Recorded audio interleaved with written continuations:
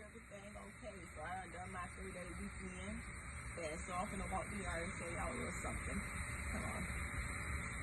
Right over here are my persimmons. They actually getting ripe, but they still pretty hard. So we're gonna have to leave these up here a little bit.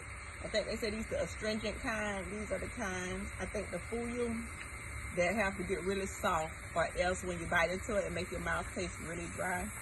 But yeah, this is a persimmon, and that is a persimmon. And in Florida, you will get what they call bitter melon or cerasee. You do not have to plant this. Wherever the birds shit at is where you will get a plant. And it's considered invasive, but I think it just comes in the hot part of the year and it'll disappear. But yeah, it'll strangle and take over your tree. Over here is oh God, I'm having a brain fart right now. Mulberry Tree. And when we first came here, it lost a lot of leaves. You can see it actually lost all of the leaves. But now it's coming back. And as you can see, we're starting to get fruit right here. So it's recuperating pretty good. A lot of the trees went through shock because they had grown through to the ground in my other place. But hopefully that won't happen here because we have the weed block. And everything I need to learn about farming and gardening, I learned on YouTube. So here's some other stuff.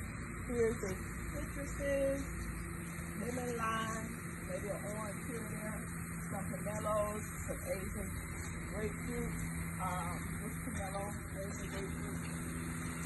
Over here, my avocado is doing well. I bought this year, it was a lot smaller, but it's still a lot of growth.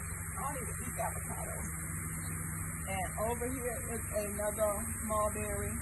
You see it lost all the leaves too, but it's coming back pretty good. And this is my coffee. And what I'm gonna do to a couple of these trees is I'm gonna take the root ball or root box and put on them to get me another plant. So you kind of try to increase your inventory without having to spend any money. So I'm gonna put the root balls on here and see what happens. And this is passion fruit, vanilla bean, star apple, high mulberry, and stuff. And over there we have jackfruit, which is recuperating really nice because it lost every leaf. But you can see the leaves are coming back really good right now. So I'm gonna try to get put a root box on here, see if I can get it changed or put it up the next week.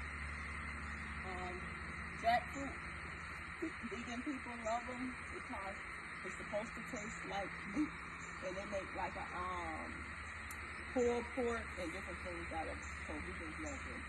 This is a Jabota Cabo, which is never fruited. It's a slow growing tree, and actual fruit grows on the bark of the tree. They're kind of like grapes.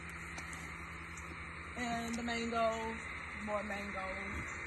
And I'm really glad this pig is keeping on life. As you can see, it had a lot of shock.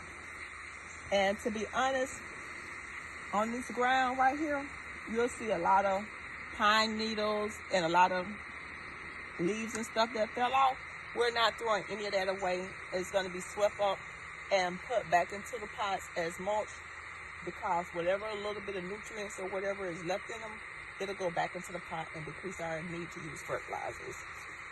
So that's what's going on over here. I'm not going to keep y'all all day. It's short and sweet. I got to go to bed. 3-day weekend.